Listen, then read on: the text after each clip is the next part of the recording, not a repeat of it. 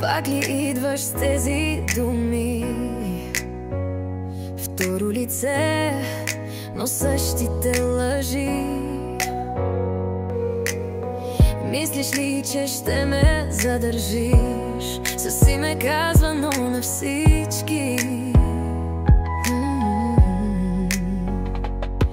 Погледни ме, чуй ме добре. Аз не съм като тях. Или ще ме викаш с уважение, или тръгвай си напред. Наричай ме различно, не съм ти мило. С тези фрази не се влиза в моето сърце.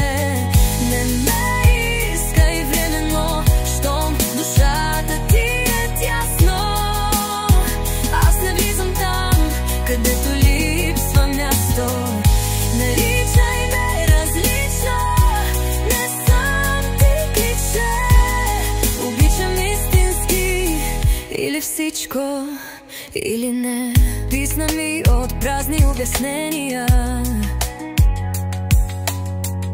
целувки със срок на годност.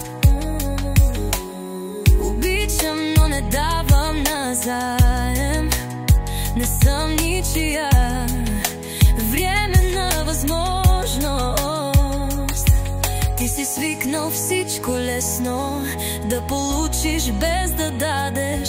Но не забравяй, че когато мълча, значи вече съм на път да си тръгна. Наричай ме различно, не съм ти мило. С тези фрази не се влиза в моето сърце. Не ме искай временно, щом душата ти е тясно.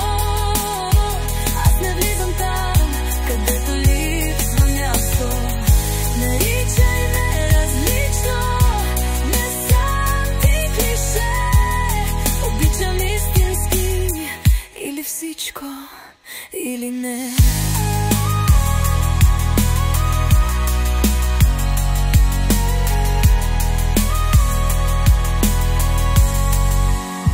Ако ти е трудно да измислиш име, значи не си гледал никога в мен.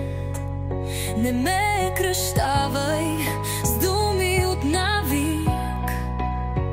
Аз не съм игра, аз съм пламък и плен. Наричай ме различно, не съм ти мило. Нямам нужда от лъжи с красиво лице. Не ме искай временно, щом душата ти е тясна.